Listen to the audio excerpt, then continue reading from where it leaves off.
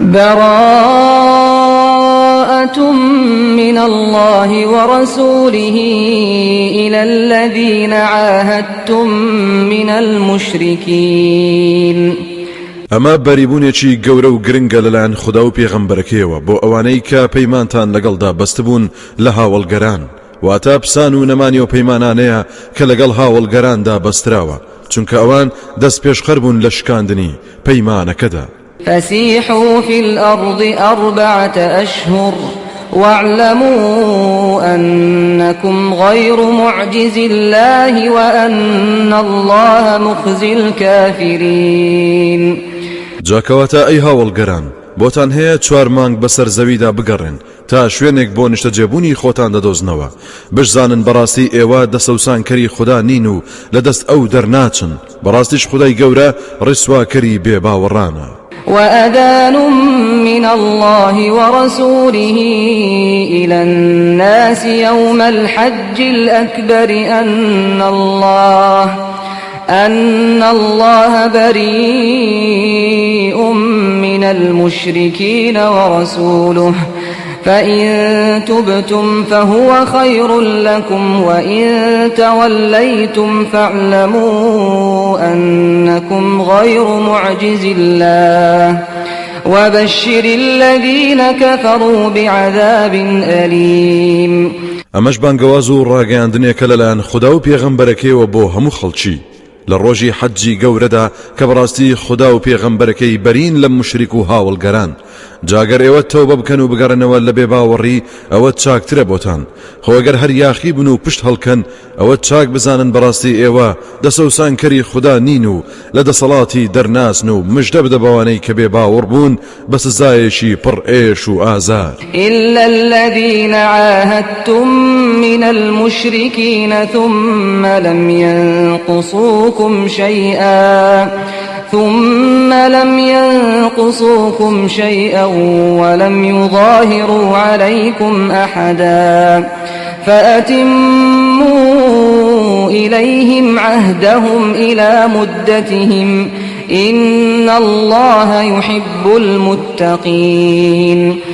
بەڵام ئەو هاوڵگەرانەی کە پەیمانتان لەگەڵیاندا بەستووە پاشان پابەندی پەیمانەکە بوون و هیچیان لێکەم نەکردووە و یارمەتی کەسیشان نەداوە دشتان، ئەوە ئێوە پەیمانەکەیان بۆ بەرنە سەر و تەواوی بکەن تا کاتی دیاری کراویان، چونکە بەڕاستی خوددا پارێزکارانی خۆش دەوێت. فإذا انسلخ الأشهر الحرم فاقتلوا المشركين حيث وجدتموهم وخذوهم واحصروهم واقعدوا لهم كل مرصد فإن تابوا وأقاموا الصلاة وآتوا الزكاة فخلوا سبيلهم إن الله غفور رحيم.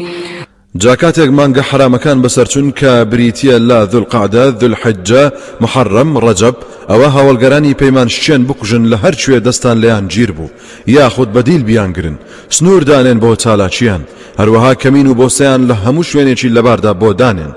جاگەر پێش ئەوەی دەستی ئێوەیان بگاتێ تەوبەیان کرد و وازیان هێنا لەو کارەیان و نوێژیان کرد و زەکاتیاندا، ئەوە وازیان لێ بهێن و ڕێیان بۆ چۆڵ بکەن، چونکە بەڕاستی خوددا لێخۆش بوو دلۆڤانە ئەگەر ڕاز بکەن، خۆ ئەگەر بەڕاستیشان نەبێت ئێوە هەر حسابی ڕواڵەت بکەن. وإن أحد من المشركين استجارك فأجره حتى يسمع كلام الله ثم أبلغه مأمنه ذلك بأنهم قوم لا يعلمون. خۆ ئەگەر کەسێک لە هاوڵگەران داوای پەنای لێ کردیت ئەی پێغەمبەر، ئەی ئیماندار، ئەوە تۆش پەنای بدە هەتا گوێی لە فەرمودەکەی خوددا قورئان دەبێت، پاشان بیگەیەنە بەو شوێنەی دەیەوێت و ماڵ و گیان و ژیانی تیادا پارێزراوە. ئەم میهرەبانیە لەبەر ئەوەیە ئەوانە کەسانێکن نازانن خوددا ناسی چییە. كيف يكون للمشركين عهد عند الله وعند رسوله إلا الذين عاهدتم عند المسجد الحرام فما استقاموا لكم فاستقيموا لهم إن الله يحب المتقين. چۆن پەیمان دەبێت بۆ هاوڵگەران ئەوانەی کە چەندەها جار پەیمان دەشێنن لای خوددا و لای پێغەمبەرەکەی پەیمان نابێت جگەل لەوانەی کە لە پاڵ مزگەوتی حرام و کەعبەدا پەیمانتان لەگەڵیاندا مۆر کرد هەتا ئەوان پابند و ڕاست و دروست بن لەسەر پەیمانەکەیان بەرامبەر ئێوەوە ئەوە ئێوەش پابند و ڕاست و ڕەوان بن بۆیان چونکە بەڕاستی خوددا پارێزکارانی خۆش دەبێت. كيف وإن يظهروا عليكم لا يرقبوا فيكم إلا ولا ذمة يرضونكم بأفواههم وتأبى قلوبهم وأكثرهم فاسقون.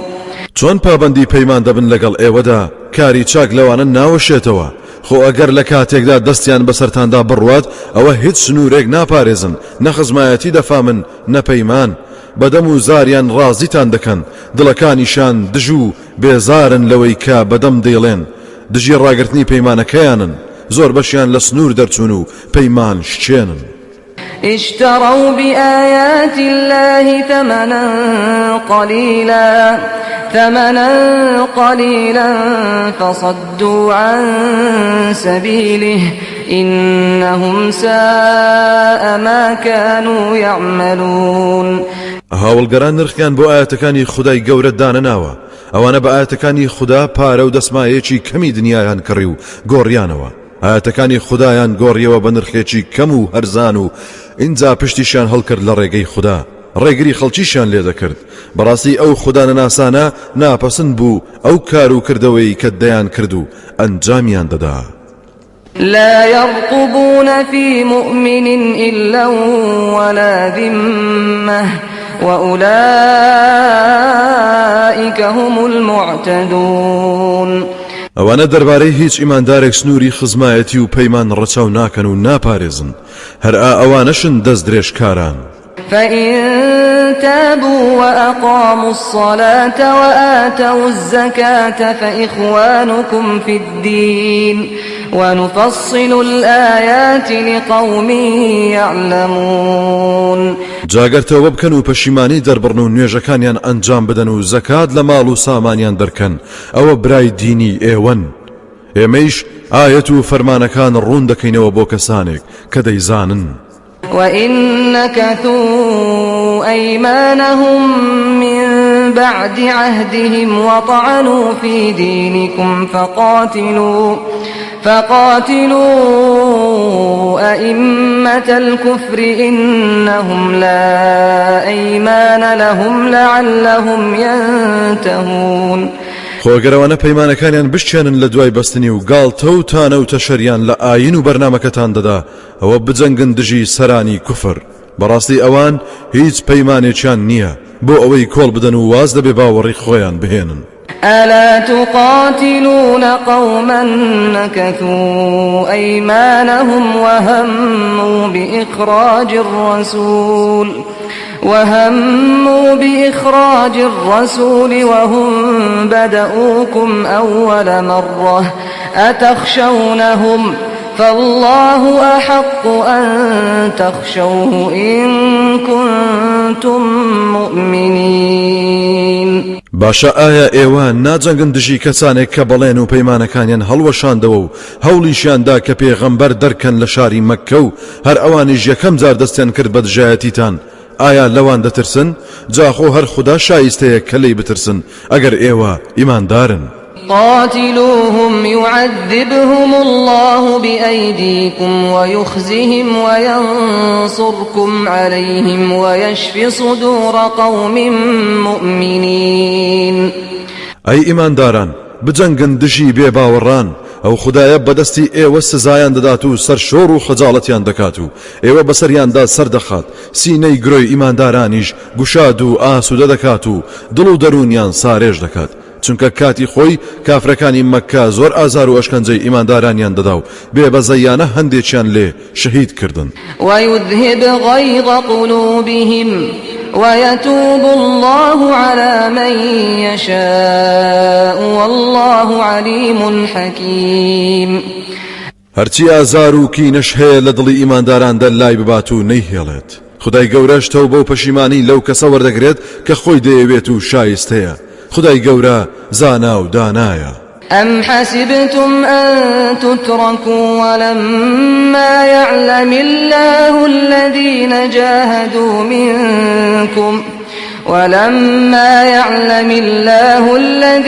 جاهدوا منكم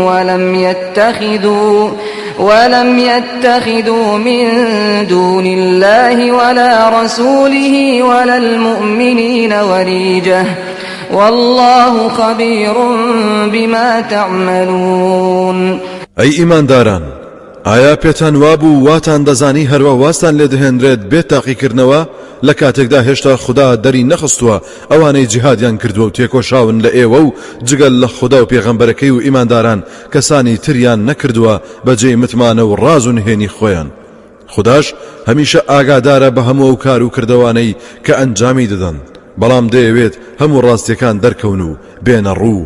ما كان للمشركين أن يعمروا مساجد الله شاهدين على أنفسهم بالكفر أولئك حبطت أعمالهم وفي النار هم خالدون. شیا و شایسەن نەبووە بۆ مشریک و هاوڵگەران کە مزگەوتەکانی خوددا ئاوەدان بکەنەوە لە کاتێکدا خۆیان شایەتن لەسەر خۆیان کە بێ باوەڕن. ئەوانە هەموو کار و کردەوەکانیان بێ نرخە و پوچەڵ بۆتەوە. ئەوان لەناو ئاگری دۆزەخدا لە ژیانی کوڵم مەرجیدا بەردەوامن. إنما يعمر مساجد الله من آمن بالله واليوم الآخر وأقام الصلاة وآتى الزكاة ولم يخش إلا الله فعسى أولئك أن يكونوا من المهتدين. بەڕاستی تەنها ئەو کەسە بەدڵ و بەجیان مزگەوتەکانی خوددا ئاوەدان دەکاتەوە بە خوددا پەرستی و نوێژکردنەوەی کە باوەڕی پتەوی بە خوددا و بە ڕۆژی دوایی هێناوە و نوێژەکانی بە چاچی ئەنجام داوە و زەکاتیشی لە ماڵ و سامانی دەرکردووە و لە کەسیش نەترساوە جگەل لە خودای باڵا دەست، جا ئومێدا ئەو جۆرە کەسانە لە ڕیزی ڕێنمووی کراواندا بن. أجعلتم سقاية الحاج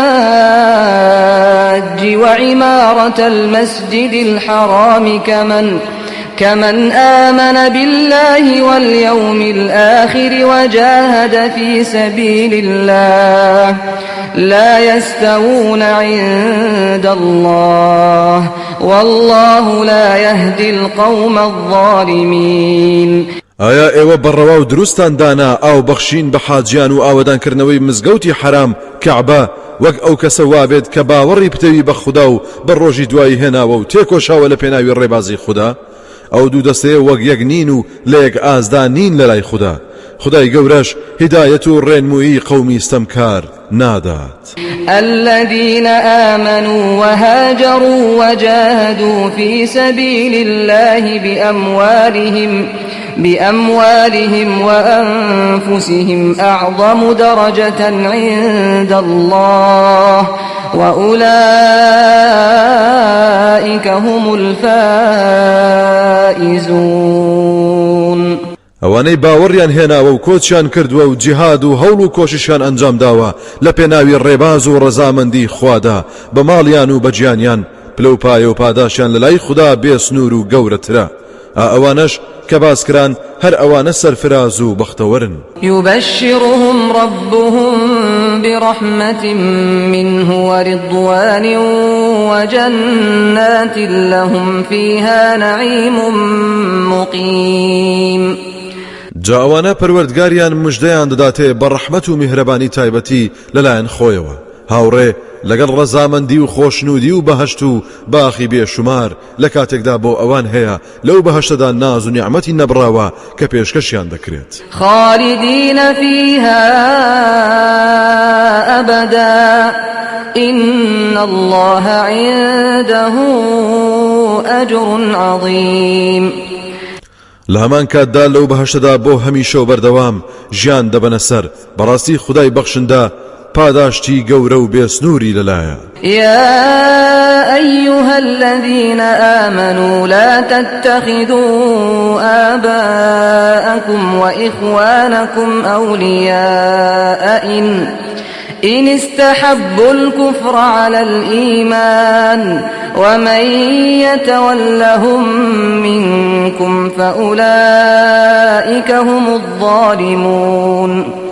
ئەو کەسانەی باوەڕتان هێناوە باو باپیران و براکانتان مەکەنە پشتیوان و خۆشەویستی خۆتان ئەگەر ئەوان بێ باوەڕیان خۆشویست و هەڵیان بژارد بەسەر ئیمان و باوەڕدا هەرکەس لە ئێوە پشت بەوان ببەستێت و خۆشی بوێن ئەوانە هەرستەمکارن.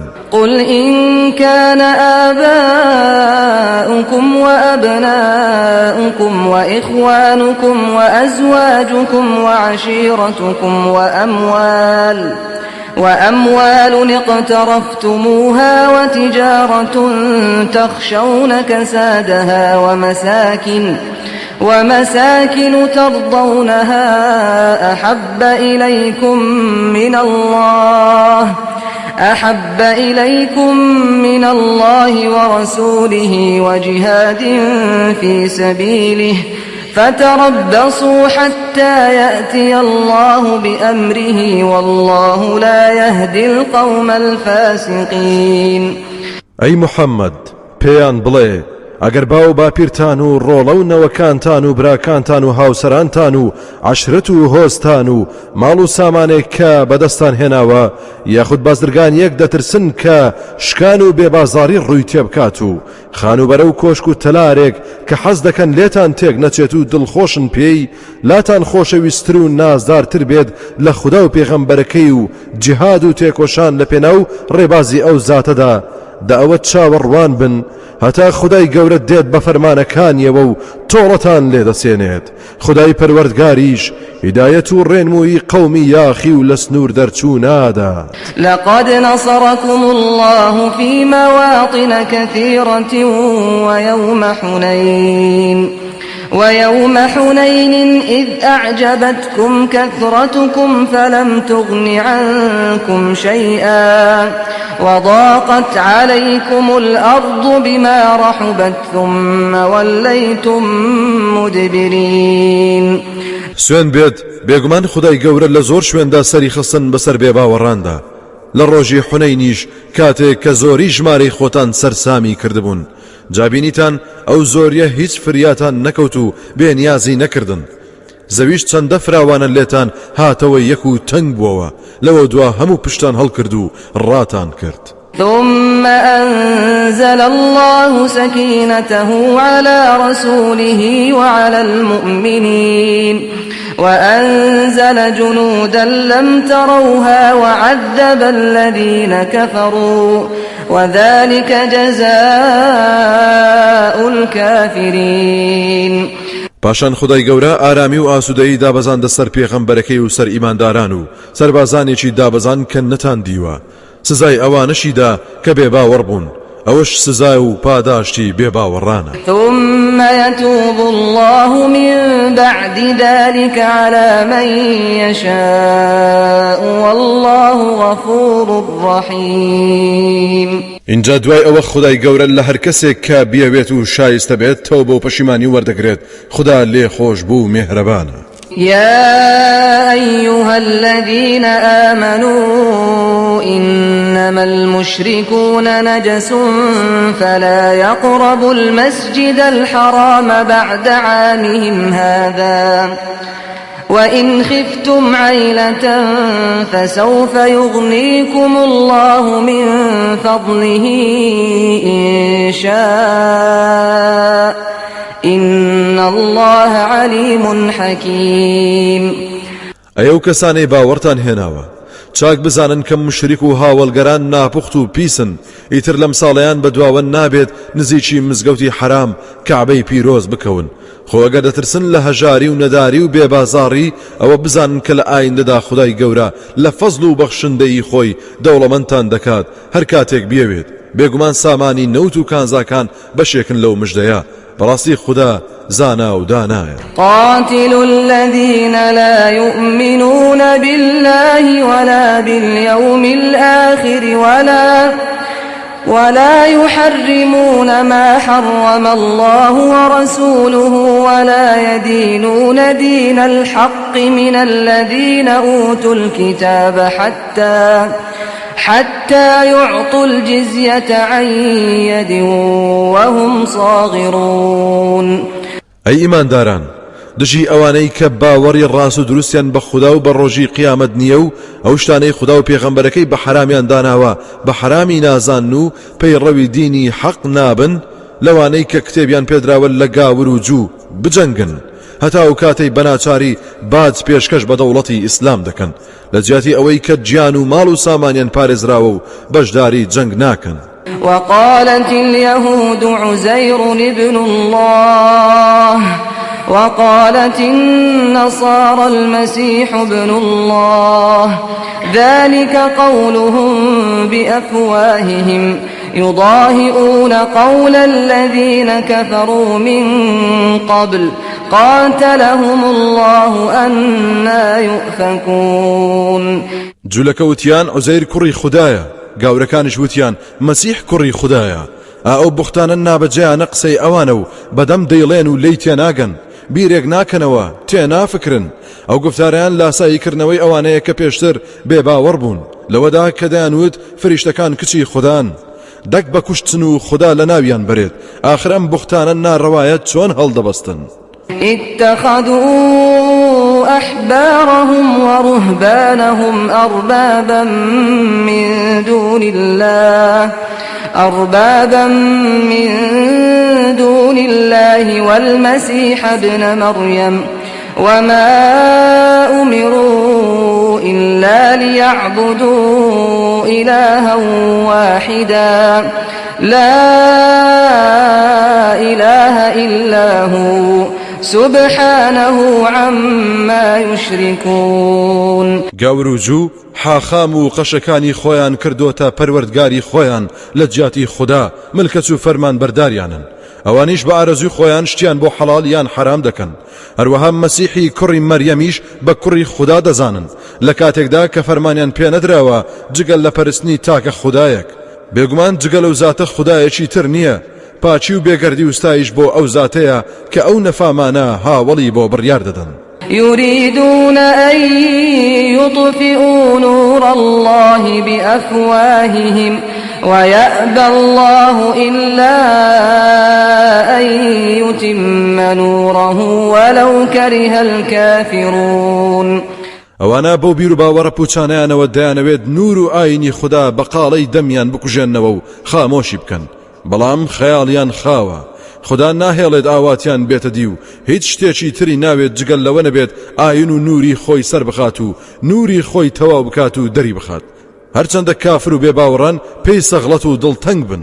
هو الذي أرسل رسوله بالهدى ودين الحق ليظهره على الدين كله ولو كره المشركون. هەرەو زاتە بۆیە پێغەمبەرەکەی هاوڕێ لەگەڵ هیدایەت و ڕێنمووی و ئاینی ڕاست و دروستدا ڕەوانە کردووە تا سەری بخات بەسەر هەموو بەرنامە و ئاینەکانی تردا، هەرچەندە مشریک و هاوڵگەران پێی سەغڵەت و دڵتەنگ بن. يا أيها الذين آمنوا إن كثيرا من الأحبار والرهبان ليأكلون أموال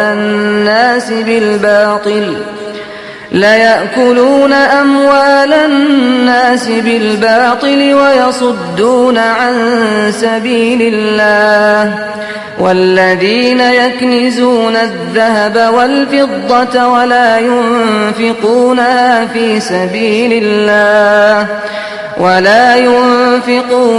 في سبيل الله فبشرهم بعذاب أليم.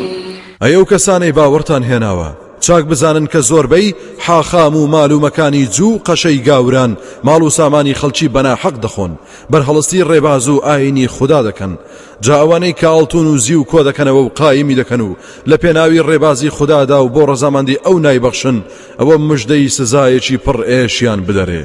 يوم يحمى عليها في نار جهنم فتكوى بها جباههم وجنوبهم وظهورهم هذا ما كنزتم لأنفسكم فذوقوا ما كنتم تكنزون. ئەو سزا سەختە لە ڕۆژێکدا دەبێت ئەو پارە و سامانەی کۆیان کردوتەوە لە دۆزەخدا سوور دەکرێتەوە ناوچاو لا تەنیشت و پشتیانی پێت داخ دەکرێت اینجا پێیان دەوترێت ئەمە ئەو سامانەیە کە کۆتان دەکردەوە بۆ خۆتان دەبچێژن سزای ئەوەی کە بۆ خۆتان کۆ دەکردەوە إن عدة الشهور عند الله 12 شهرا في كتاب الله يوم خلق السماوات والأرض منها 4 حرم ذلك الدين القيم فلا تظلموا فيهن أنفسكم وقاتلوا المشركين كافة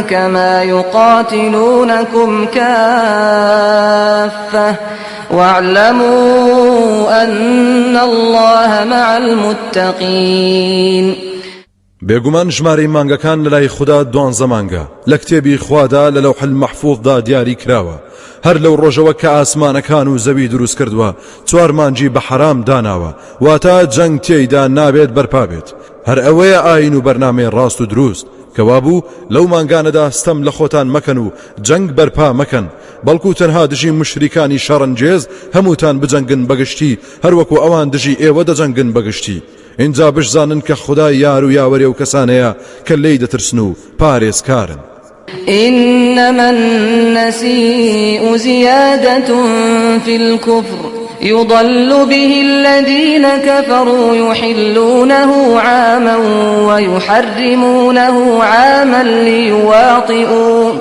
ليواطئوا عدة ما حرم الله فيحلوا ما حرم الله زين لهم سوء أعمالهم والله لا يهدي القوم الكافرين بەڕاستی دواخستن و دەستکاری کردنی ئەو مانگانەی کە جەنگ تێیاندا حرامە بۆ کاتێکی تر سەرکەشی و ڕۆچوونێکی زیاترە لە کوفر و خودانەناسیدا ئەوانەی کە بێبڕوابوون و پێی گومڕا دەکرێن ساڵێک ئەو دەستکاریە بە حەڵال دادنێن و ساڵێکیش بە حرام بۆ ئەوەی ئەو مانگانە ڕێک بکەون لەگەڵ ژمارەی ئەو مانگانەی کە خوددا حرامی کردوون بەم جۆرە ئەوەی خوددا حرامی کردبوو حەڵالیان دەکرد ئەوانە کردارە ناپەسەندەکانی خۆیان لا جوان کرابوو خودداش هدایەت و ڕێنمووی هۆزی بێباوەڕان ناکات يا أيها الذين آمنوا ما لكم إذا قيل لكم انفروا في سبيل الله اثاقلتم إلى الأرض أرضيتم بالحياة الدنيا من الآخرة فما متاع الحياة الدنيا في الآخرة إلا قليل ئەیەو کەسانەی ئیمان و باوەڕتان هێناوە ئەوە بۆچی کاتێک پێتان دەوترێت ڕاپەڕن و ئامادەبن و هێرش بەرن لە پێناوی ئاینی خوددادا دژی ئەو خوددانەناسانەی کە خۆیان ئامادە کردووە بۆ کوژانەوەی نوری خوددا ئێوە لەشتاندا دەهێزرێت و دەلکێن بە زەویدا و زەمین گیر دەبن ئەلبەتە بەنگەوازە هەر کاتێک لەلایەن سەرکردایەتی حەکیم و دانا و بڕواپێکراوە بڕیاردرا کە هەڵقوڵاوی ناو کۆمەڵگەی ئیماندارانە و ئەزمموی ساڵەها جیهاد و خەباتی ژێرزەمینی هەیە دەبێت لەلایەن هەموو ئیماندارانەوە پەیڕەوی بکرێت ئایا ئێوە ڕازین بە ژیانی دنیا و بە گرنگتری دەزانن لە ژیانی نەبراوەی قیامەت لە بەهەشتی بەرین بێگومان ژیانی دنیا بە بەراورد لەگەڵ ژیانی پڕ لە شادی قیامەتدا زۆر کەم تەمەن و کەم خۆشیە إلا تنفروا يعذبكم عذابا أليما ويستبدل قوما غيركم ولا تضروه شيئا والله على كل شيء قدير ئەگەر بۆ جیهاد ڕانەپەڕن و دەست بەکار نەبن ئەوە سزایەکی زۆر بە ئێشتان دەدات و کەسانێکی تر دەهێنێتە کایەوە لە ئێوە نەبن و نەبێت ئێوە بتوانن هیچ زەرر و زیانێک بە خوددا بگەێنن بە نەچوونتان بەدەم بانگەوازی خودداوە بەڵکو نافەرمانی و دنیا پەرستی هەر زیان لە خۆتان دەدات خودداش هەمیشە بەسەر هەموو شتێکدا دەسەڵاتدارە إلا تنصروه فقد نصره الله إذ أخرجه الذين كفروا ثاني اثنين إذ هما في الغار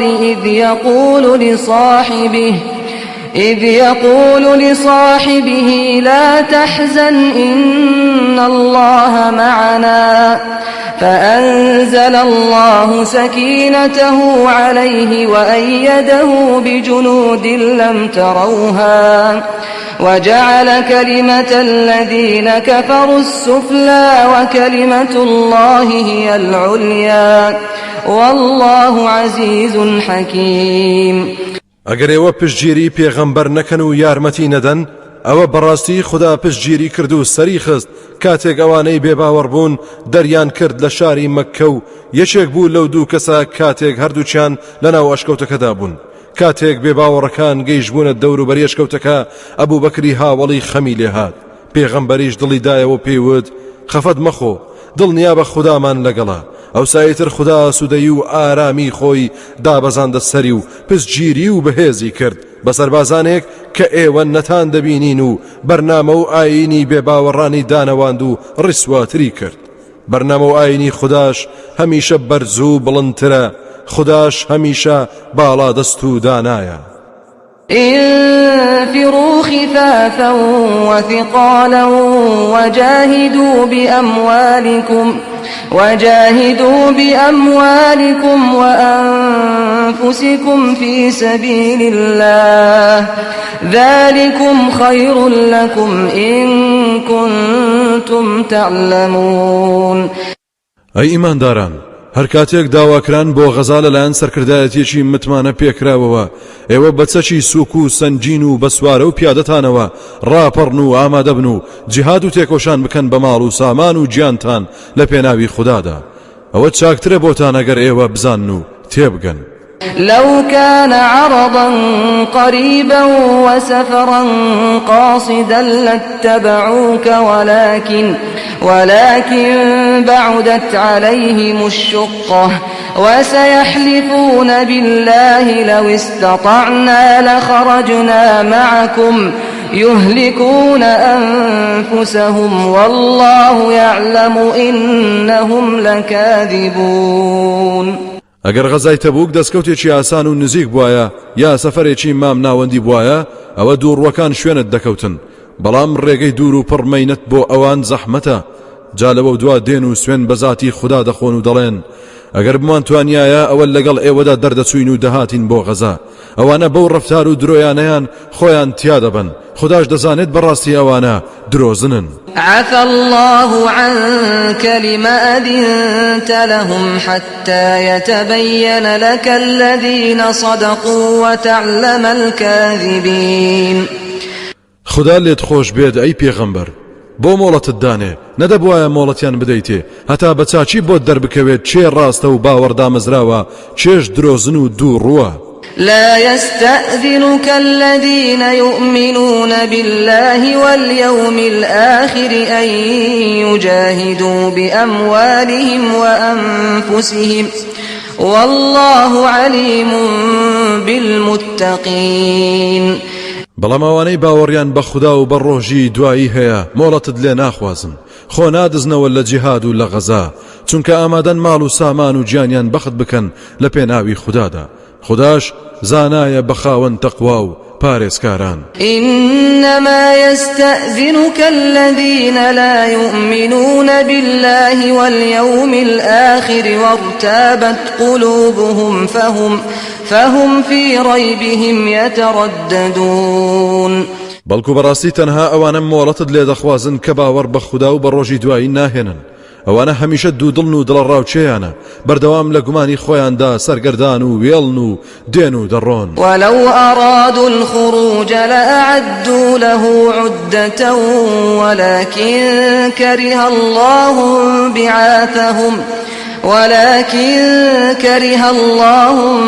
بعاثهم فثبطهم وقيل اقعدوا مع القاعدين.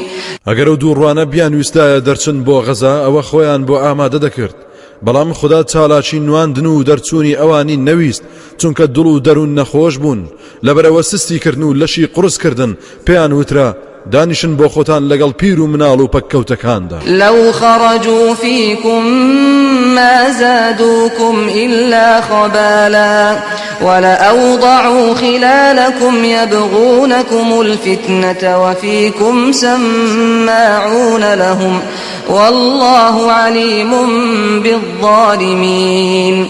ئەوانە ئەگەر دەرچوونایە و لە ناوتاندا بوونایە هیچیان بۆ ئێوە زیاد نەدەکرد بێجگە لە سستی نەبێت لە ئاشوب و جێرە شێوێنی زیاتریان لە دەست نەدەهات و دەستیان دەکرد بە چرپ و چاپ لە ناوتاندا و دەگەڕان بۆ دۆزینەوەی کلێنێک بە ئاواتی ئاشوب هەڵگیرساندن لە نێوانتاندا کەسانێکیش هەن لە نێو ئێوەدا گوێیان بۆ دەگرن خداش چاک ئاگادارە بەکار و کردەوەی ستەمکاران. لقد ابتغوا الفتنة من قبل وقلبوا لك الأمور حتى جاء الحق وظهر أمر الله وهم كارهون.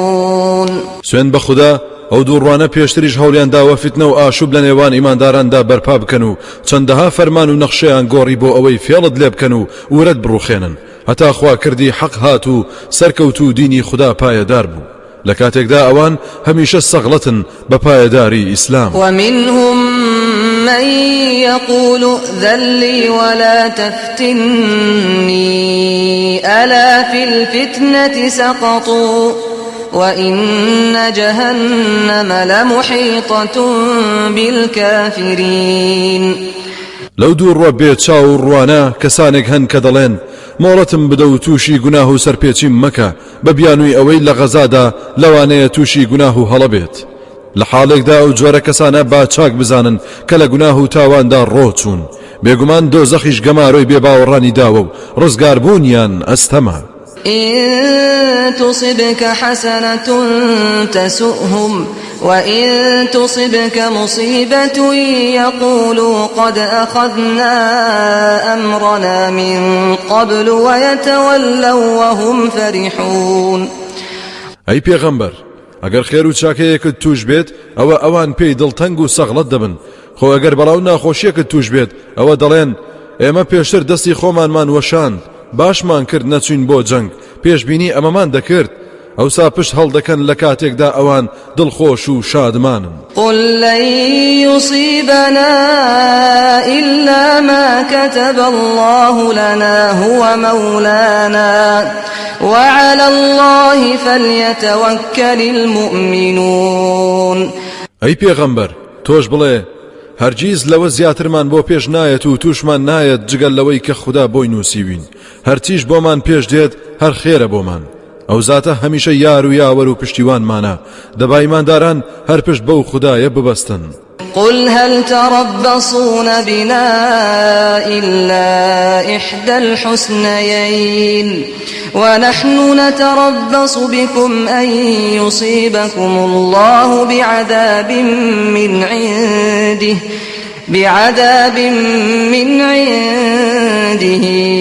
أو بأيدينا فتربصوا إنا معكم متربصون.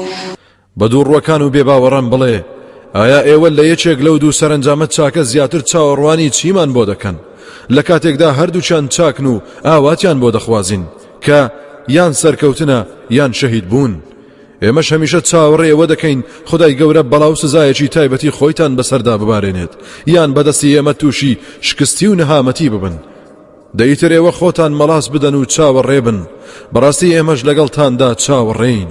قل أنفقوا طوعا أو كرها لن يتقبل منكم إنكم كنتم قوما فاسقين.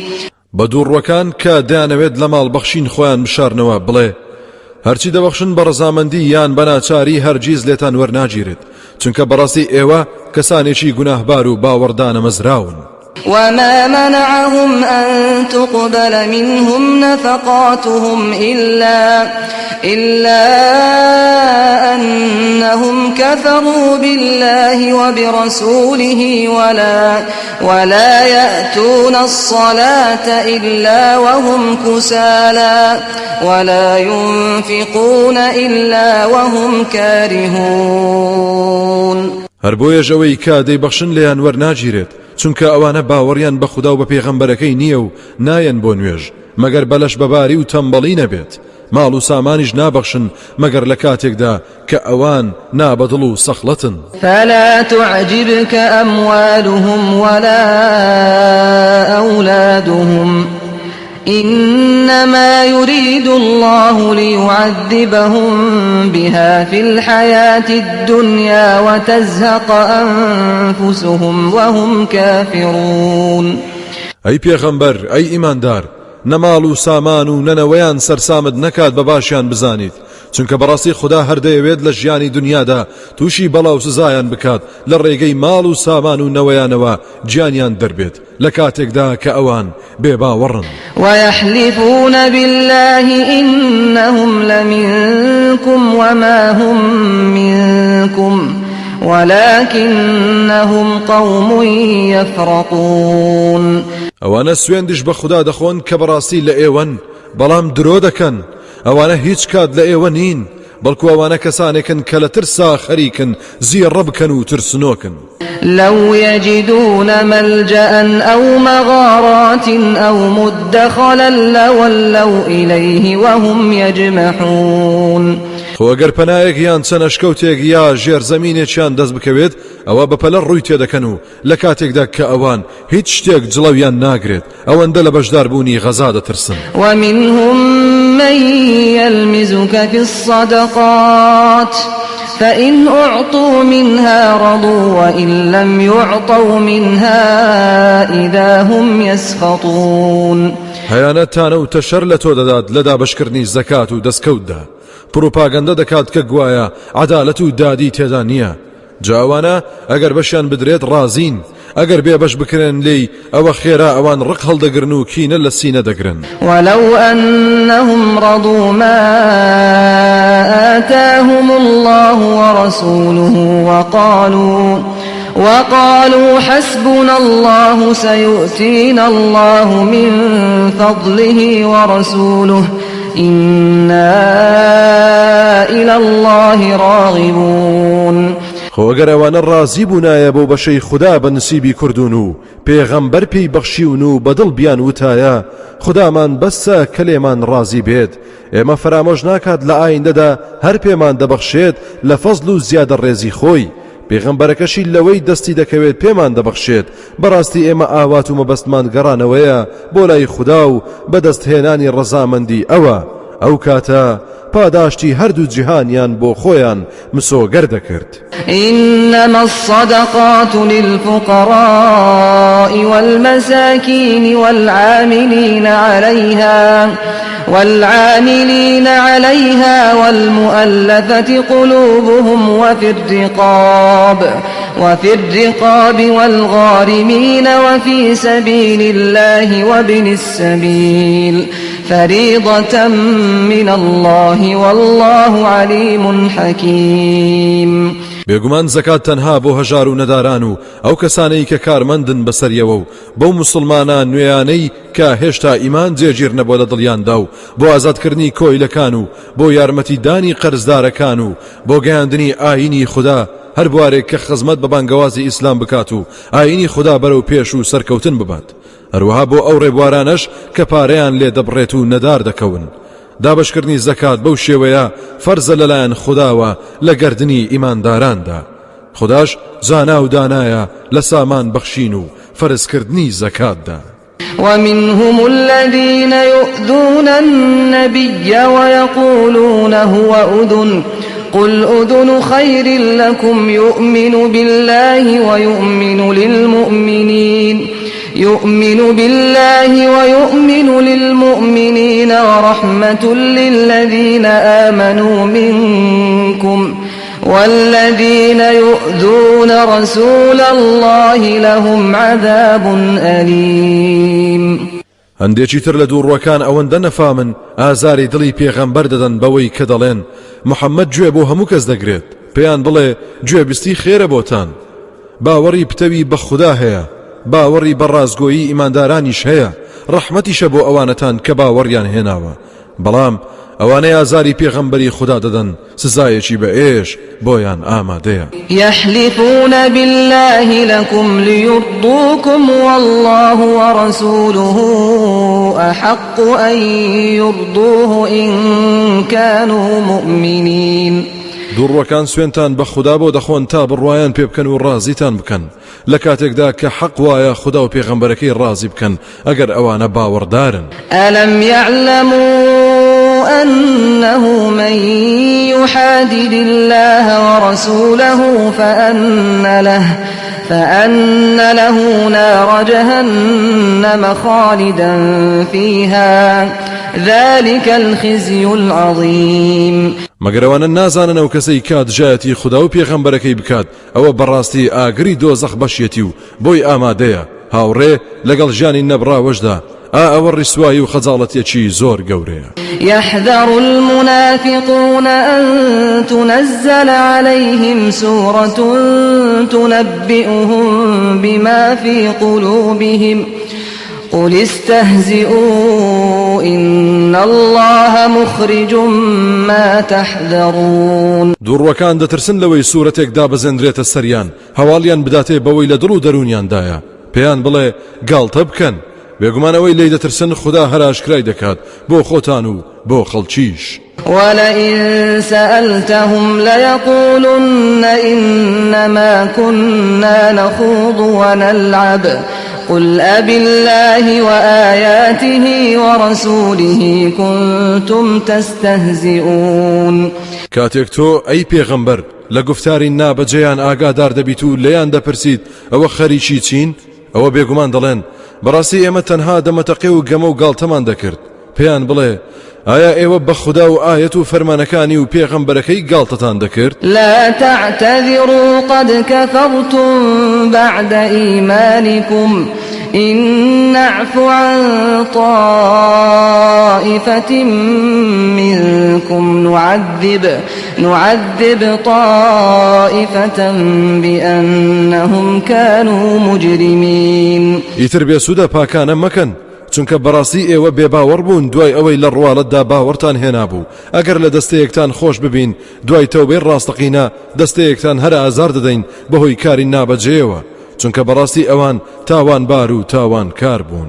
المنافقون والمنافقات بعضهم من بعض يأمرون بالمنكر وينهون عن المعروف ويقبضون أيديهم نسوا الله فنسيهم إن المنافقين هم الفاسقون. دووڕوەکان لە پیاوان و لە ژنان سەر بە یەکترن و وەک یەکن لەم ڕەفتارانەدا فەرمان بە گوناه و خراپە و تاوان دەدەن و قەدەغەی خێر و چاکە دەکەن و دەستیان دەن و قێنن ماڵ و سامان بەشی کەس نادەن ئەوانە خودایان فەرامۆش کردووە خوداش ئەوانی پشتگوێ خستووە بەڕاستی دووڕوەکان هەر خۆیان یاخی و لآين درچون. وعد الله المنافقين والمنافقات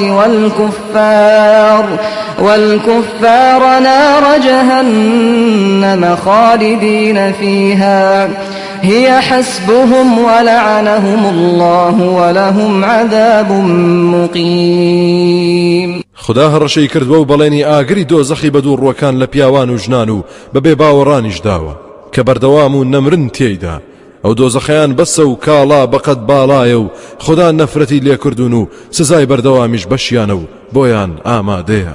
كالذين من قبلكم كانوا أشد منكم قوة وأكثر أموالا وأولادا فاستمتعوا بخلاقهم فاستمتعتم بخلاقكم كما استمتع الذين من قبلكم بخلاقهم وخضتم كالذي خاضوا أولئك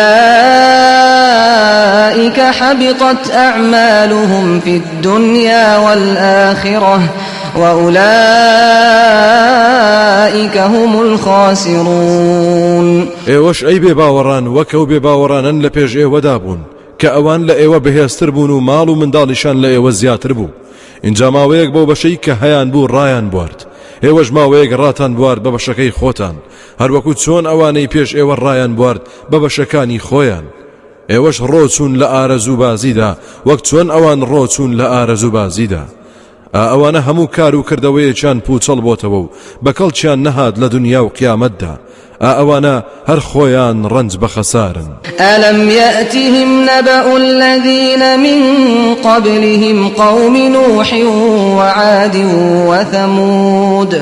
وعاد وثمود وقوم إبراهيم وأصحاب مدين والمؤتفكات أتتهم رسلهم بالبينات فما كان الله ليظلمهم ولكن كانوا أنفسهم يظلمون ئایا ئەوانە هەواڵی گرنگی قەومەکانی پێشخۆیان پێ نەگەیشتووە بە تایبەتی قەومی نوح و عاد و ثەمود قەومی ئیبراهیم و نیشتەجێکانی مەدیەن قەومی شوعیب هەروەها ڕەفتار نزم و بێڕەوشتەکان قەومی لووط جا هەموو ئەو نەتەوانە پێغەمبەرەکانیان بەڵگە و نیشانەی ئاشکرایان بۆ هێنان جا بەڕاستی وە نەبێت خوددا ستەمی لێ کردبن بەڵکو ئەوان خۆیان ستەمیان لە خۆیان کرد والمؤمنون والمؤمنات بعضهم أولياء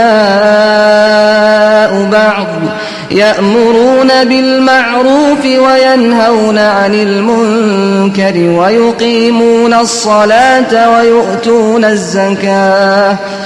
ويقيمون الصلاة ويؤتون الزكاة ويطيعون الله ورسوله أولئك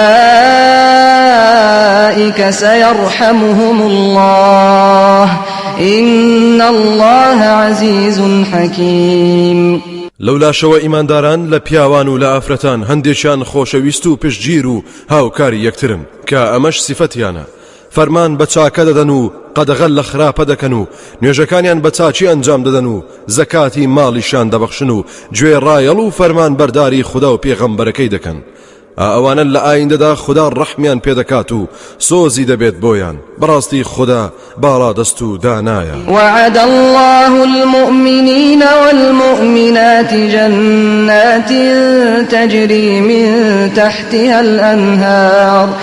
تجري من تحتها الأنهار خالدين فيها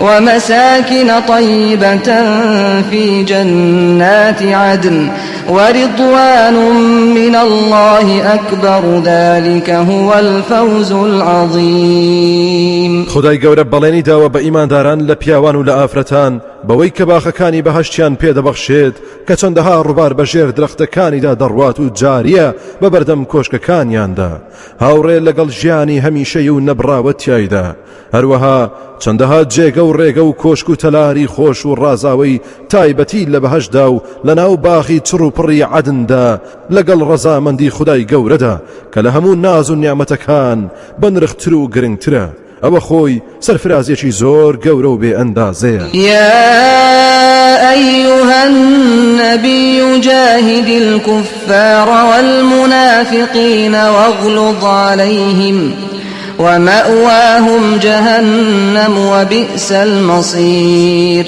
ئەی پێغەمبەر دژی کافر و دووڕوەکان بجەنگە و تێبکۆشە و تند و تیژ بە لەسەریان ئەوانە سەرنجام و منزڵگەیان دۆزەخە ئای کە سەرنجامێکی خراپ و ناشرینە يحلفون بالله ما قالوا ولقد قالوا كلمة الكفر وكفروا بعد إسلامهم وهموا بما لم ينالوا وما نقموا إلا أن أغناهم الله ورسوله من فضله فإن يتوبوا يك خيرا لهم وإن يتولوا يعذبهم الله عذابا أليما في الدنيا والآخرة وما لهم في الأرض من ولي ولا نصير دووڕوەکان سوێن بە خوددا دەخۆن کە قسەیەکی نابەجێیان نەکردووە کەچی سوێن بە خوددا بەڕاستی ئەوانە درۆ دەکەن بەڵکو گفتاری کوفر و بێباوەڕی هات بەدەمیاندا ئەوانە دوای موسڵمان بوونیان بێباوەڕ بوونەوە خەریکی پیلان و نەخشەیەک بوون بەڵام بۆیان نەلووە و پێی نەگەیشتن کە شەهیدکردنی پێغەمبەر بوو صلی الله عليه وسلم هیچ شتێک ئەوانی تووڕەن نەکردووە تەنها ئەوە نەبێت خدا و پێغەمبەرەکەی ئیماندارانیان دەوڵەمەند و بەهرەوەر کرد لە فەزڵ و زیادە ڕێزی خۆی. جا ئەو دووڕوانە ئەگەر تەوبە بکەن و لە ڕەفتاری نادروستیان پاشگەز ببنەوە ئەوە چاکترە بۆیان. خۆ ئەگەر پشت هەڵکەن و هەر خەریکی نەخشە و پیلان بن ئەوە بێگومان خدا سزای بە ئازاریان دەدات لە دنیا و قیامەتدا. کەسی ژیار و یاوەر و پشتیوانیان نابێت لە زەویدا. ومنهم من عاهد الله لئن آتانا من فضله لنصدقن ولنكونن من الصالحين. لدوڕوەکان کەسانێک هەن کە پەیمان و بەڵێنی بە خوددا داوە. سوێن بە خوددا ئەگەر خوددا ماڵ و سامان و داراییمان پێ ببەخشێت بەڕاستی زەکات و خێری لێ دەکەین و بێگومان لە ڕیزی کەسانی چاک و خواناسیشدا دەبین. فلما آتاهم من فضله بخلوا به وتولوا وهم معرضون. جاکاتێک خدا لە فەزڵ و بەرەکەتی خۆی پێدان و بەهرەوەری کردن ئەوان ڕەزیلیان تێدا کرد و پشتیان لە بەڵێنەکەیان کرد لە کاتێکدا کە ئەوان هەمیشە لە بەڵێن و پەیمان پشت هەڵکردن. فأعقبهم نفاقا في قلوبهم إلى يوم يلقونه بما أخلفوا الله ما وعدوه وبما كانوا يكذبون. ئەو سایتر بەهۆی ئەو بەڵێن شکاندنەیانەوە خدا نەخۆشی دووڕووی لە دڵ و دەرونیاندا چەسپاند و دامەزراند تا ئەو ڕۆژەی ئامادە دەبن لە بەردەم دادگای خوداییدا بۆ لێپرسینەوە. چونکە نافەرمانی و سەرپێچیان کردووە لەو بەڵێنەی کەدایان بە خوددا و بەهۆی ئەوەشەوە کە درۆیان دەکرد. ئەلەم يعلموا أن الله يعلم سرهم ونجواهم وأن الله علام الغيوب. مەگەر ئایا ئەوانە نەیان دەزانی بەڕاستی خودای گەورە ئاگادارە بەنهێنی و چپە و سرتەیان؟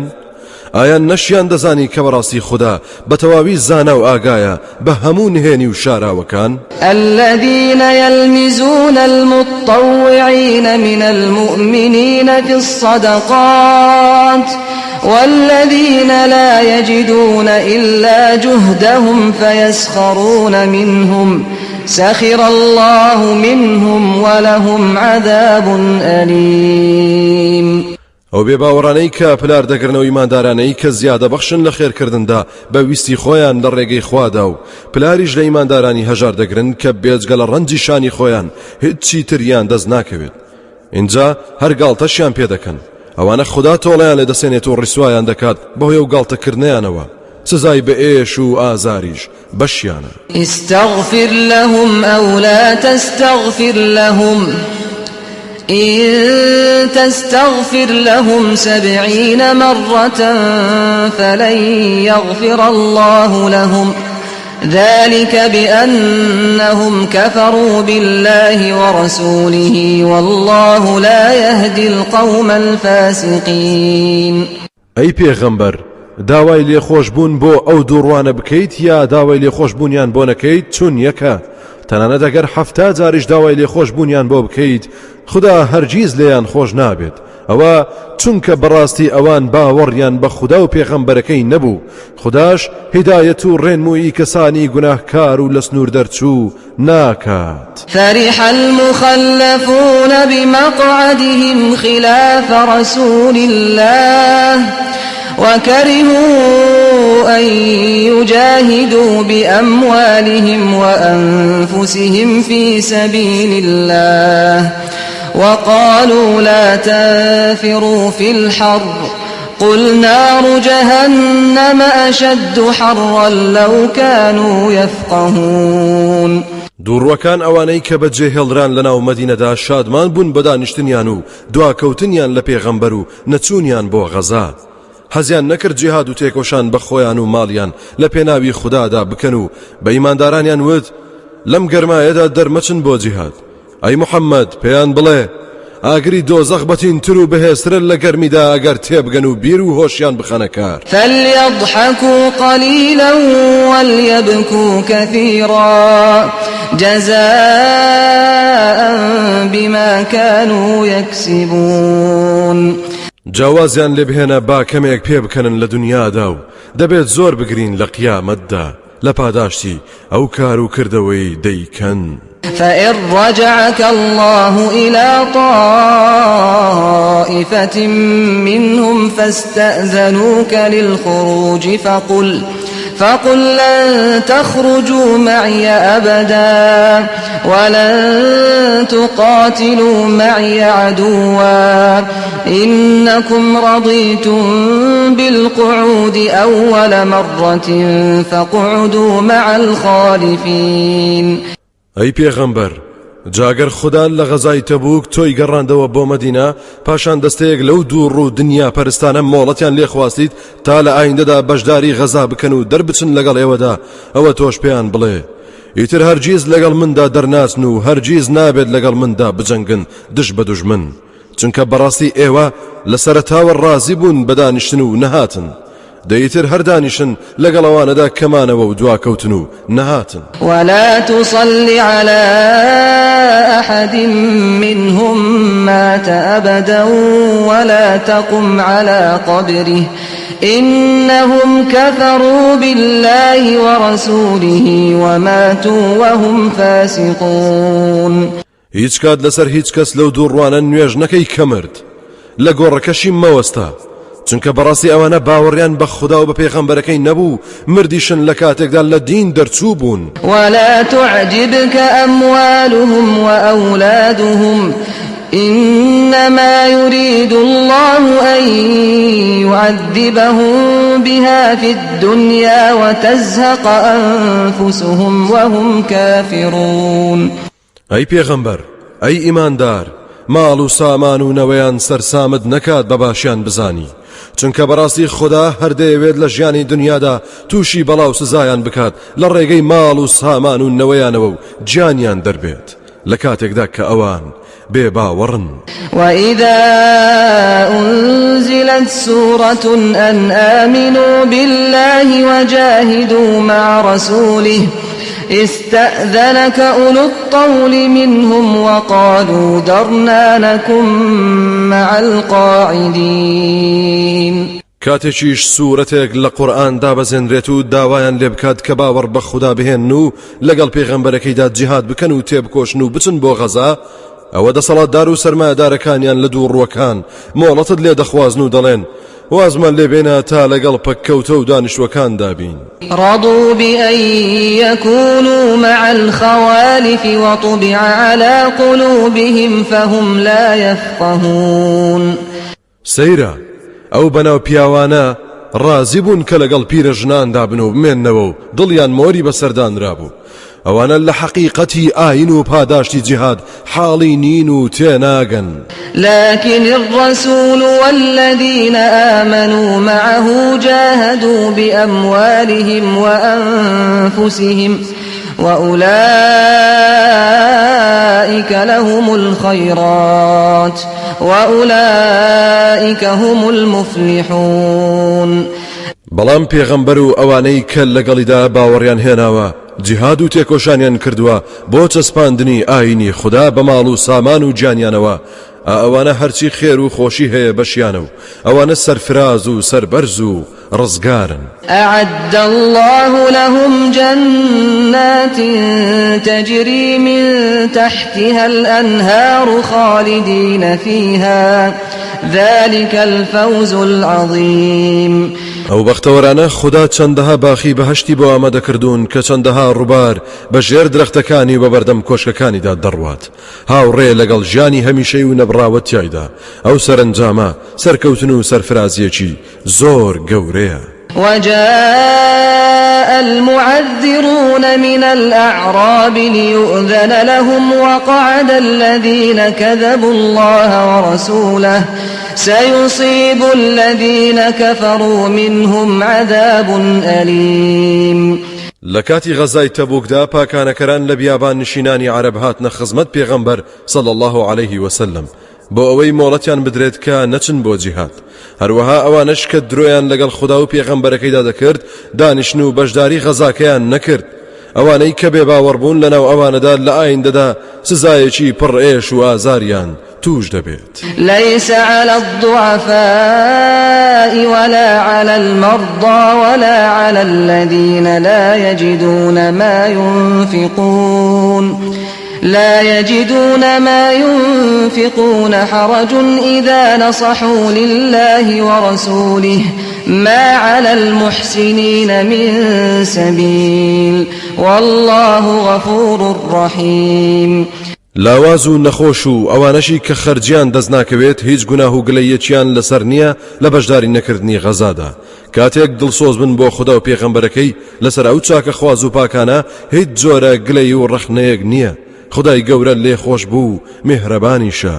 ولا على الذين إذا ما أتوك لتحملهم قلت لا أجد ما أحملكم عليه تولوا وأعينهم تفيض من الدمع حزنا ألا يجدوا ما ينفقون.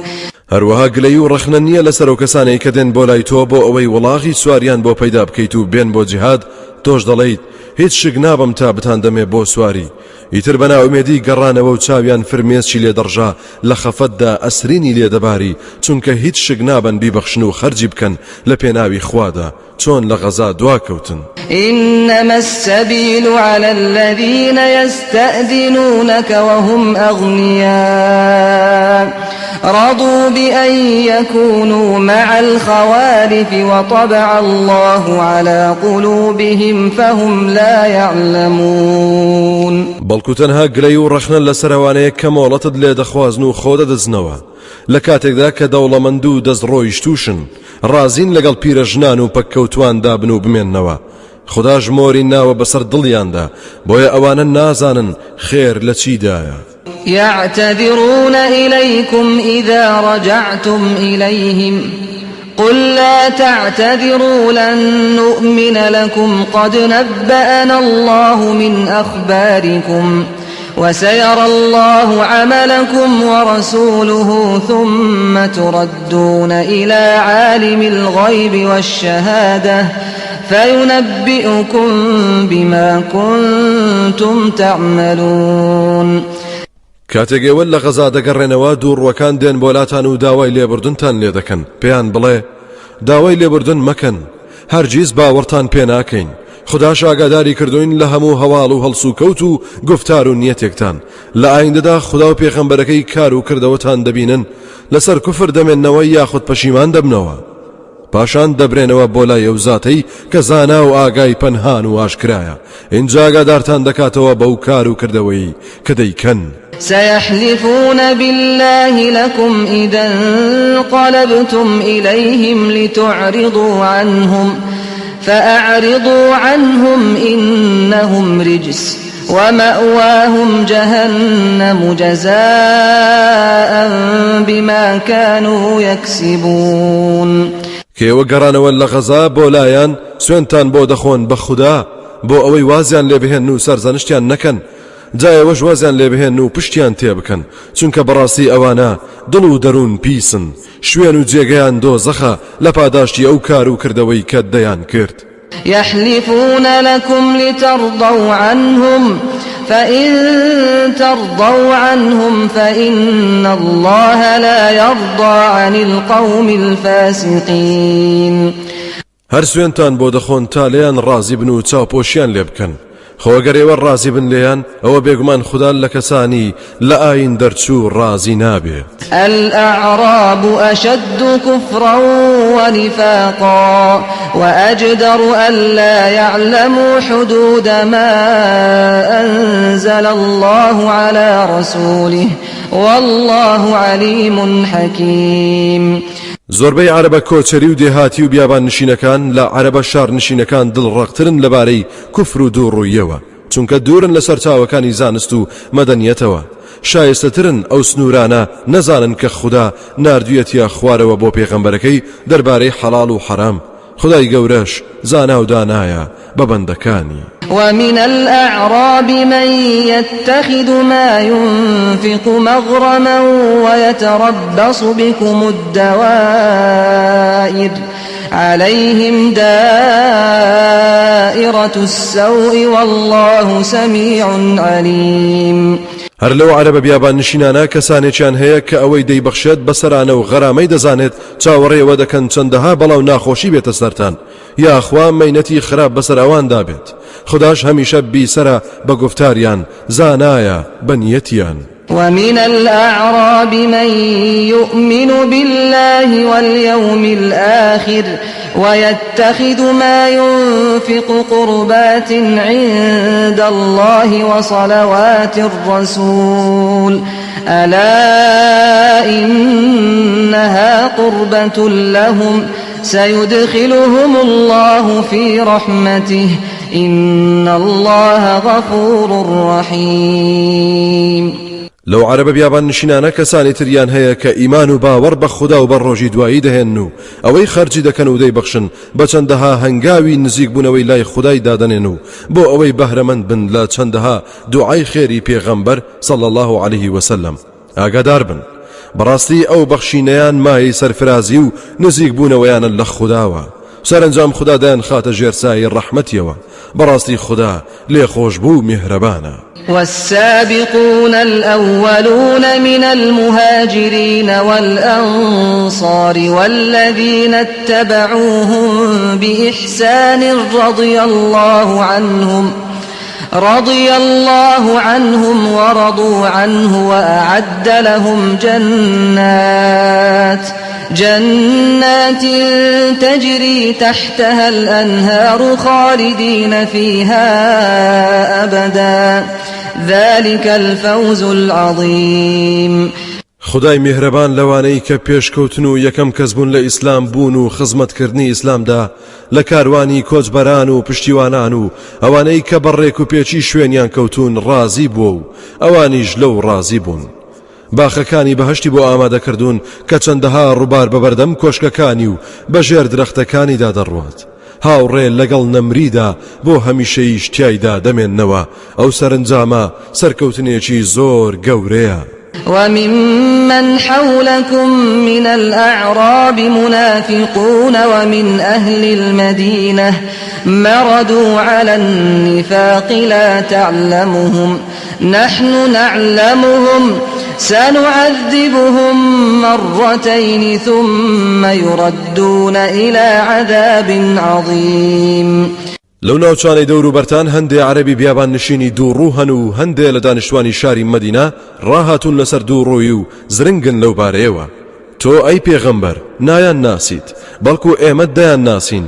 لەمە دوا ئەوانە هەر لە دنیادا دوو جار ئازاریان دەدەین پاشان دەبرێنەوە و بەرەو سزا و ئازارێکی زۆر سەخت و دژوار.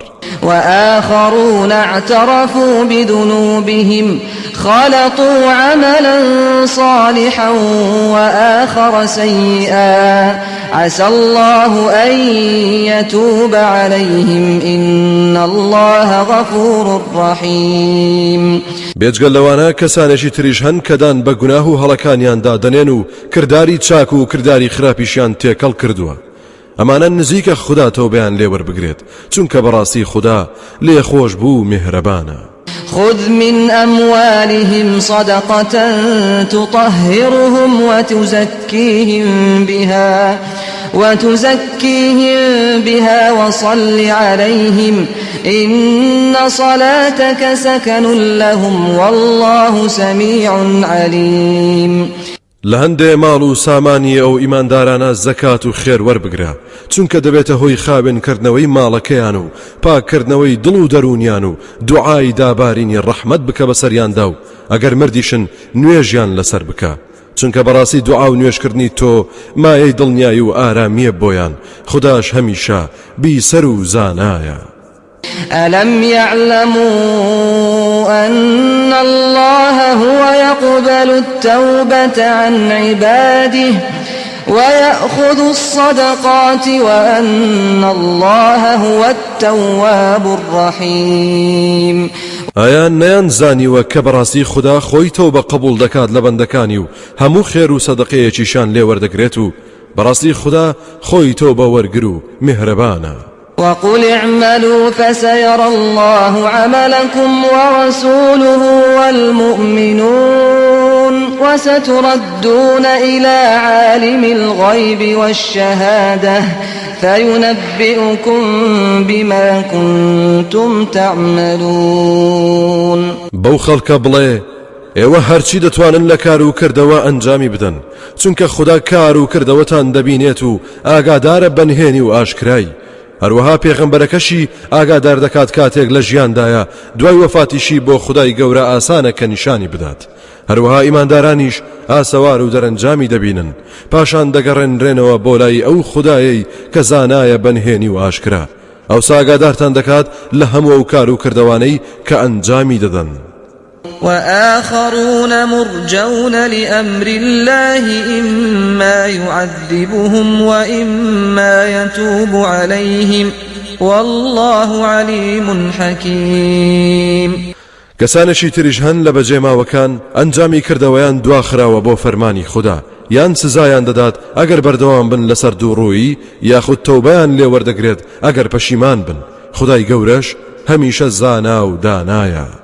والذين اتخذوا مسجدا ضرارا وكفرا وتفريقا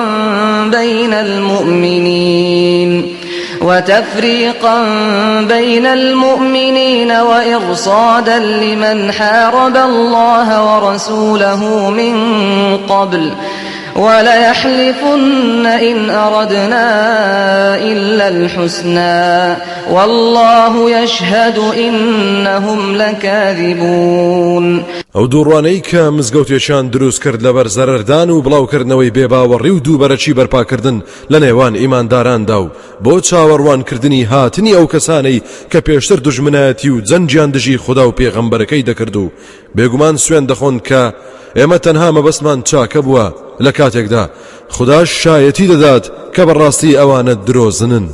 لا تقم فيه أبدا لمسجد أسس على التقوى من أول يوم أحق أن تقوم فيه رجال يحبون أن يتطهروا والله يحب المطهرين.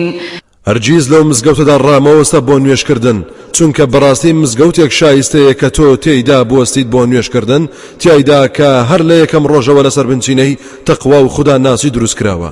چونکە لەو مزگەوتەدا چەند کەسانێکی مەردی تێدایە کە زۆر حەز دەکەن خۆیان خاوێن ڕابگرن لە دەروون و ڕواڵەتدا.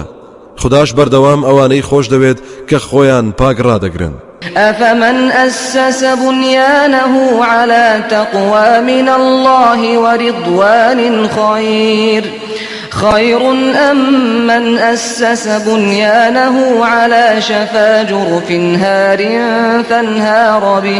فانهار به في نار جهنم والله لا يهدي القوم الظالمين. جا ئایا ئەو کەسەی کەم مزگەوت و کار و شوێنی لەسەر بنجینەی تەقوا و لە خوددا ترسان دروست کرد بێت و ڕەزامەندی خودای مەبەست بێت چاکترە، یاخود ئەو کەسەی کە بینای مزگەوت شوێن و بەرنامە و کاری لەسەر لێواری کەندەڵانێکی بێهێز و ڕووخاو دامەزراند بێت، اینجا لەگەڵ خۆیدا بڕوخێتە ناو ئاگری دۆزەخەوە. خدای گەورەش ڕێنمووی ئەو دەستەستەم کارە ناکات. لا يزال بنيانهم الذي بنوا ريبة في قلوبهم إلا أن تقطع قلوبهم والله عليم حكيم. ئەو بینایی دووڕوەکان دروستیان کرد بەردەوام هۆی گومان و زیادبوونی دڵڕاوچەیە لە دڵیاندا، هەتا و کاتەی کە دڵیان دەپچڕێت و دەمرن. بێگومان خوددا زانایە بە پیلانی دووڕوەکان، دانایە لە هەڵۆشانەوە و پوچکردنەوەیدا. إن الله اشترى من المؤمنين أنفسهم وأموالهم بأن لهم الجنة يقاتلون في سبيل الله فيقتلون ويقتلون وعدا عليه حقا في التوراة والإنجيل والقرآن ومن أوفى بعهده من الله فاستبشروا ببيعكم الذي بايعتم به وذلك هو الفوز العظيم. بەڕاستی خدا گیان و ماڵی لە ئیمانداران کڕیوە بەوەی کە بەهەشت بۆ ئەوانە و بەشیانە بەڕاستی پەروەردگارێکی بەخشندەیە هەر خۆی بەخشێنەری گیان و ماڵ و سامانە کەچی ئاوا مامەڵە دەکات لەگەڵ ئیمانداراندا و نرخێکی نەبڕاوە نرخێکی زۆر گەورەی بۆ بڕیارداوە کاتێک لە پێناوی ئەو دادەی بەخشن ئەوانە دەجەنگن لە پێناوی ئاینی خوددادا دژمنانی ئاینی خوددا دەکوژن لە گۆڕەپانی جەنگدا یان دەکوژرێن و شەهید دەکرێن ئەو پاداشت و بەڵێنا بەڕاستی لەسەر خوددایە و باز کراوە لە تەورات و ئینجیل و قورئاندا جاچێ هەیە بەقەدەر خوددا بە وەفا و بە ئەمەک بێت بۆ جێبەجێکردنی بەڵێنەکانی کەواتە زۆر دڵخۆش و کامەران بن بەو مامەڵەیەی کە ئەنجامتان داوە و بەو فرۆشن و کڕینەی کە لە سەری ڕێککەوتون بێگومان هەر ئەوەشە سەرفرازی و سەرکەوتنی نەبڕاوە و بێسنوور التائبون العابدون الحامدون السائحون الراكعون الساجدون الآمرون بالمعروف والناهون عن المنكر والحافظون لحدود الله وبشر المؤمنين جاوانەیە و مامەڵەیە دەکەن پێشتر بەم سیفەتە پیرۆزانە خۆیان ڕازاندۆتەوە تۆ بەکارن و لە هەڵەکانیان پەشیمانن خواپەرستن لە هەموو هەڵس و کەوتیاندا سوپاس گوزارن لە هەموو ناز و نیعمەتێک گەڕۆکن لەسەر زەویدا ئەندێشە و بیر و هۆش بەکاردەهێنن بۆ بیرکردنەوە لە بوونەوەر و دەوروبەر سوشدەبەر و کڕنۆژبەر و نوێش خوێنن فەرماندەرن بە هەموو چاکەیەک قەدەغەی خراپە و هەموو نادروستیەک دەکەن و پارێزەرن بۆ سنوورەکانی خوددا و قەدەغە کراوەکانی اینجا مژدە بدە بە ئیمانداران ئەوانەی ئەو سیفەتانە لە خۆیاندا دەهێنە دی ما كان للنبي والذين آمنوا أن يستغفروا للمشركين ولو كانوا أولي قربى من بعد ما تبين لهم أنهم أصحاب الجحيم بۆ پێغەمبەر و ئەوانەی کە باوەڕیان هێناوە ڕەوانیە داوای لێخۆشبوون بۆ مشریک و هاوڵگەران بکەن هەرچەندە ئەوانە خزمی نزیکیش بن دوای ئەوەی کە بۆیان ڕوون بۆتەوە کە بەڕاستی ئەوانە نیشتەجێی دۆزەخن بەهۆی بێدینی و تاوان و گوناهیانەوە وما كان استغفار إبراهيم لأبيه إلا عن موعدة وعدها إياه فلما تبين له أنه عدو لله تبرأ منه إن إبراهيم لأواه حليم جاداوەی لێخۆشبوونی ئیبراهیم بۆ باوکی لەبەر بەڵێنێک بوو کە پێیدا بوو کاتێک بۆی دەرکەوت بەڕاستی باوکی دژمنی خوددایە ئیتر خۆی لێبەری کرد بەڕاستی ئیبراهیم زۆر بەسۆز و دڵ نەرم بوو زۆر خاوەن حلم بوو وما كان الله ليضل قوما بعد إذ هداهم حتى يبين لهم ما يتقون إن الله بكل شيء عليم هەرگیز خدا کەسانێک گۆمڕە ناکات دوای ئەوەی کە هیدایەتی داون هەتا بۆیان ڕوون نەکاتەوە کە دەبێت لە چی خۆیان بپارێزن بەڕاستی خدا بە هەموو شتێک زانایە إن الله له ملك السماوات والأرض يحيي ويميت وما لكم من دون الله من ولي ولا نصير بەڕاستی هەر بۆ خدایە خاوەنداریەتی ئاسمانەکان و زەوی ئەو خدایە ژیان دەبەخشێت و مردنیش پێش دەهێنێت هەرگیز جگەل لە خدا کەستان دەست ناکەوێت کە یار و یاوەرتان بێت و پشتیوانیتان لێ بکات لقد تاب الله على النبي والمهاجرين والأنصار الذين اتبعوه في ساعة العسرة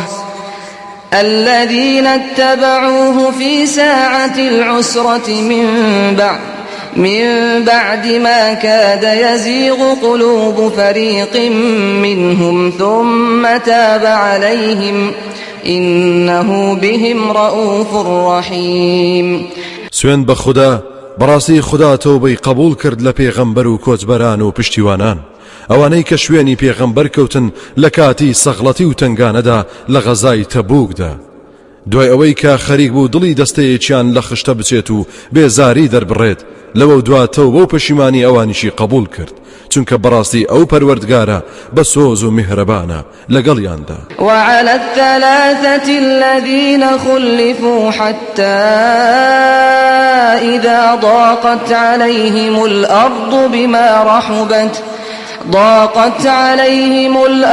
بما رحبت وضاقت عليهم أنفسهم وظنوا أن لا ملجأ من الله إلا إليه ثم تاب عليهم ليتوبوا إن الله هو التواب الرحيم.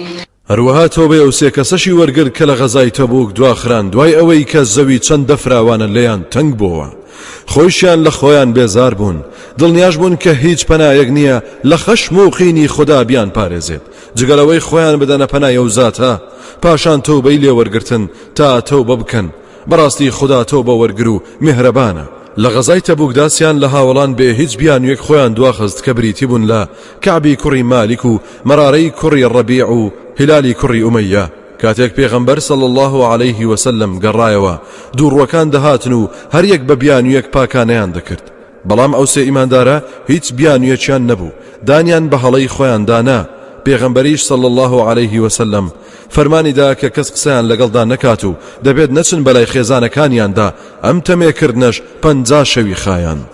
يا أيها الذين آمنوا اتقوا الله وكونوا مع الصادقين. ئەی ئەوانەی ئیمان و باوەڕتان هێناوە لە خوددا بترسن و پارێزکار بن، هەوڵ بدەن هەمیشە لەگەڵ ڕاستگۆیان و ڕاستاندا بن. ما كان لأهل المدينة ومن حولهم من الأعراب أن يتخلفوا عن رسول الله ولا يرغبوا بأنفسهم عن نفسه ذلك بأنهم لا يصيبهم ظمأ ولا نصب ولا مخمصة في سبيل الله ولا يطؤون موطئا يغيظ الكفار ولا ينالون من عدو نيلا إلا كتب لهم به عمل صالح إن الله لا يضيع أجر المحسنين. ڕەوانە بوو دانیشتوانی مەدینە و بیابان نشینانی دەوروبەری دوا بکەون لە جیهاد و غەزا لە خزمەت پێغەمبەری خوددادا و خۆیان خۆشتر بوێت لەو، چونکە ئەوە بەڕاستی هیچ توێنوێتی و ماندوو بوون و برسێتیەکان توش نەدەهات لە پێناوی خوددادا بەزایە بچێت و نەدەچوونە هیچ شوێنێک و پێیان نەدەخستە هیچ جەیەک بێ باوەڕان پێی سەغڵەت بن و دەستیان لە هیچ دوژمنێک نەدەوەشاند کە نەبێتە هۆی ئەوەی بەکار و کردەوەیەکی چاک بۆیان تۆمار نەکرێت. بەڕاستی خوددا پاداشتی چاکەکاران بەزایە نادات. ولا ينفقون نفقة صغيرة ولا كبيرة ولا يقطعون واديا إلا كتب لهم ليجزيهم الله أحسن ما كانوا يعملون. هەروەها هیچ بەخششێکیان پێشکەش نەدەکرد بچووک یا گەورە و بە هیچ دۆڵ و شیوێکدا تێنەدەپەڕین بە چاکە بۆیان تۆمار نەکرێت تا خوددا بە چاکترین شێوە پاداشتی ئەو کردەوانەیان بداتەوە کە دەیان کرد. وما كان المؤمنون لينفروا كافة فلولا نفر من كل فرقة منهم طائفة ليتفقهوا في الدين ولينذروا قومهم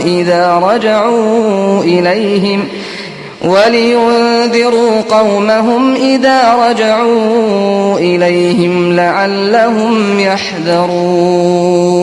جاڕەوانی هەرچی ئیمانداران هەیە بە جارێک بچن بۆ غەزا یان بۆ هەر کارێکی پێویست، دەی بۆچی لە هەر هۆز و دەستەیەک کەسانێک نەچون بۆ خوێندن تا شارەزابن لە ئاین تێبگەن و فێر ببن و قەومەکەشیان تێبگەن و فێریان بکەن کاتێک کە گەڕانەوە بۆ لایەن، بۆ ئەوەی ئەوان هۆشیار ببنەوە خۆیان بپارێزن لە گوناه و خوددا لە خۆ نەڕەنجێنن. يا أيها الذين آمنوا قاتلوا الذين يلونكم من الكفار وليجدوا فيكم غلظة واعلموا أن الله مع المتقين.